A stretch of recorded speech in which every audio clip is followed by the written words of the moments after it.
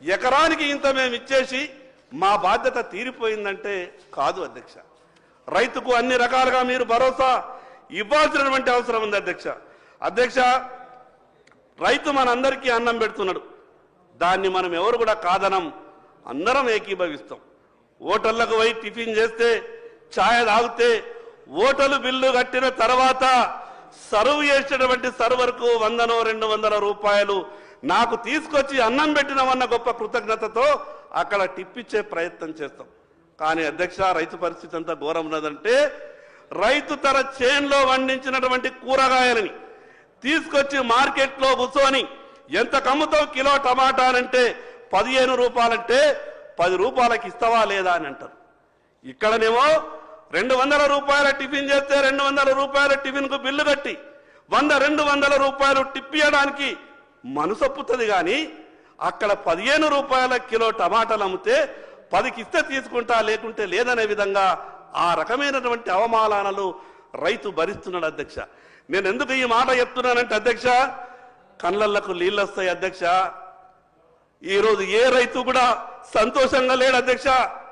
మీరు రైతు బంధించినా, రుణమాఫీ చేసినా కేవలం ఎన్నికలప్పుడు రాజకీయ మాటలు మనం మాట్లాడుతున్నాం, కానీ రైతు ఈ రోజు కూడా సంతోషంగా లేడు అధ్యక్ష.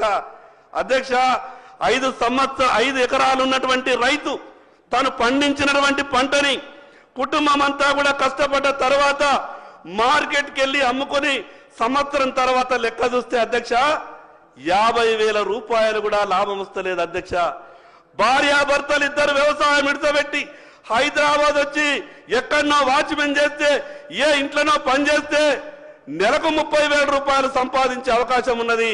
కానీ 5 ఎకరాలు ఉన్నటువంటి ఆసామి ఊర్లో వ్యవసాయం చేస్తే భార్య భర్త పిల్లలు కూడా అప్పుడప్పుడు బడికి సెలవులు ఉన్నప్పుడు చేనులో పనిచేస్తే సంవత్సరం తర్వాత 50,000 రూపాయలు కూడా మిగులుతలేవు అధ్యక్ష.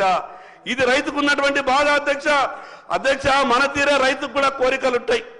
నా పిల్లలు కూడా కార్పొరేట్ స్కూళ్ళల్లో చదవాలనుకుంటాడు, నా పిల్లలు కూడా కార్పొరేట్ కాలేజీల్లో చదవాలనుకుంటాడు, నా ఇంట్లో వాళ్ళకు కూడా కార్పొరేట్ ఆసుపత్రులలో వైద్యం చేయించాలనుకుంటాడు. అధ్యక్ష, 50,000 రూపాయలు కూడా పంటకు చివరికి లెక్క చేస్తే మిగులుతలేవు. రైతు కార్పొరేట్ స్కూల్లో కానీ, కార్పొరేట్ కాలేజీలో కానీ, కార్పొరేట్ హాస్పిటల్లో కానీ వైద్యం చేయించుకునే పరిస్థితి లేదు, చదువు చెప్పించుకునేటువంటి పరిస్థితి లేదు. అధ్యక్ష, రైతు మనందరికీ అన్నం పెడుతున్నాడు. ముఖ్యమంత్రి గారు సభలో ఉన్నారు, పెద్ద మనసుతో ఈ విషయం మీద ఆలోచించాలన్న ఆలోచనతోనే నేను చెప్తా ఉన్నా. రైతు పిల్లలు ఏ కార్పొరేట్ ఆసుపత్రిలో చదువు చదివినా, ఏ కార్పొరేట్ హాస్పిటల్లో ట్రీట్మెంట్కి వెళ్ళినా 90%తో సబ్సిడీతో వాళ్లకు ట్రీట్మెంట్ జరగాల, చదువులు చెప్పాల. ప్రభుత్వం తరపున ఒక మాట వస్తుంది, లేదు ఏ కార్పొరేట్ ఆసుపత్రిలో చదివినా మేము ఫీజు రియంబర్స్మెంట్ ఇస్తున్నాం కదా, ఏ కార్పొరేట్ హాస్పిటల్కి వెళ్ళినా ట్రీట్మెంట్ కొరకు మేము రాజీవ్ ఆరోగ్యశ్రీ ఉన్నది కదా అని ప్రభుత్వం మాట్లాడవచ్చు. అధ్యక్ష, నేను ప్రభుత్వానికి మీ ద్వారా ఒక విజ్ఞప్తి చేస్తా ఉన్నా.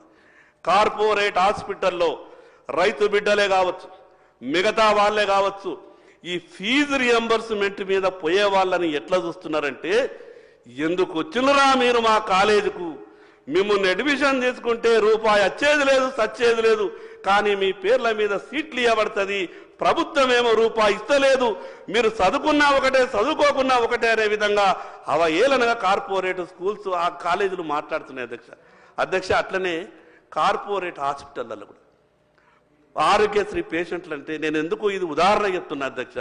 రైతు ఆదిలాబాద్ నుంచి హైదరాబాద్కు ట్రీట్మెంట్ కొరకు వచ్చిండు, నిమ్స్కు పోయితే నిమ్స్కు తప్ప ఎల్ఓసి వేరే దిక్కు లేకుండే, వేరే హాస్పిటల్కి వెళ్తే ఆరోగ్యశ్రీ లేదు అని బయటకు వెళ్ళగొట్టారు సార్. రైతు దగ్గర చిల్లి గవ్వ లేక ఉండే ఆరోగ్యశ్రీకి కూడా పాపం కార్పొరేట్ హాస్పిటళ్లలో ఎవరికి కూడా పేషెంట్ ఆరోగ్యశ్రీ అని అంటే అయిపోయా, ఇక ఇది వీళ్ళకు ట్రీట్మెంట్ ఇచ్చి కూడా మనకేమొస్తుంది అనే విధంగా కార్పొరేట్ హాస్పిటల్స్ వ్యవహారం చేస్తున్నాయి. కాబట్టి రైతు ప్రత్యేకంగా ఒక గుర్తింపు ఈ సమాజంలో రైతుకు రావాలి. భరోసా అంటే కేవలం డబ్బు మాత్రమే ఇవ్వడం భరోసా కాదు. రైతు అనంటే ఈ సమాజం గౌరవించేటటువంటి పరిస్థితి రైతుకు రావాలి అధ్యక్ష. ఆ రకమైనటువంటి ఆలోచన వచ్చినప్పుడే అధ్యక్ష రైతు ఏమన్నా బాగుపడే అవకాశం ఉంటుంది అధ్యక్ష. వ్యవసాయం చెయ్యాలంటే ఎంత కష్టం ఉంటుందంటే నేను వర్షాకాలం నా చేన్లకు మిగతా వాళ్ళ చేన్లలో కూడా పోయిన అధ్యక్ష. నేను గౌరవ ముఖ్యమంత్రి గారికి మొన్న కూడా నేను ఒక విజ్ఞప్తి చేసిన. మన గ్రామీణ ప్రాంతం నుంచి వచ్చినటువంటి వాళ్ళే దాదాపు 95-96% శాసనసభ్యులు ఉన్నారు. సార్, వర్షాకాలం వ్యవసాయం చేయడానికి చేన్లకు పోవాలంటే రోడ్లు ఉండయి సార్. ఎరువులని నెత్తి మీద ఎత్తుకొని పోతే గాని, ట్రాక్టర్తోని కానీ ఆటోలు కానీ 4 ఎరువుల బస్తాలు వేసుకొని వ్యవసాయం చేయడానికి చేన్లకు తీసుకుపోతామనంటే పోలేనటువంటి పరిస్థితుల్లో ఉంటాయి. కాబట్టి నేను మీ ద్వారా గౌరవ ముఖ్యమంత్రి గారికి విజ్ఞప్తి చేస్తా ఉన్నా, వచ్చేటటువంటి బడ్జెట్లో కానీ వ్యవసాయ పొలాలకు వ్యవసాయ చేన్లకు రోడ్లు అనే విధంగా మీరు ఈ కార్యక్రమాన్ని తీసుకురండి. రైతులంతా కూడా సంతోషపడతారు. వర్షాకాలం వాళ్లకు చేన్లకు పోవాలంటే విపరీతమైనటువంటి కష్టం ఉంటుంది. ఎంత బురద ఉంటుందంటే ఎడ్లు దిగబడతాయి, బండి దిగబడుతుంది. ఎవరినైనా చేన్లకు పనికి పిలిస్తే కూడా ఎవరు రారు. అందుకు గ్రామానికి పోవడానికి ఎంత ఇంపార్టెంటో రైతులు చేన్లకు పోవడానికి కూడా రోడ్లు అంత ఇంపార్టెంట్. కాబట్టి బడ్జెట్లో వచ్చేసారి సరి అయినటువంటి కేటాయింపులు చేసి మీ 4 సంవత్సరాల ఈ పీరియడ్లో ఈ రాష్ట్రంలో ఉన్నటువంటి రైతులందరికీ చేన్లకు పొలాలకు పోవడానికి రోడ్లేసే విషయంగా మీరు చర్యలు తీసుకోవాలని విజ్ఞప్తి చేస్తున్న అధ్యక్ష. పెద్ద పెద్ద కంపెనీలు ఏ లోన్ తీసుకున్నా కూడా కొలాటరల్ గ్యారంటీ లేకుండా వాళ్ళకు లోన్ ఇస్తారు. వ్యవసాయం చేసుకునే రైతులకు కూడా తన సొంత ఇల్లు కట్టుకోవాలని కోరికుంటుంది.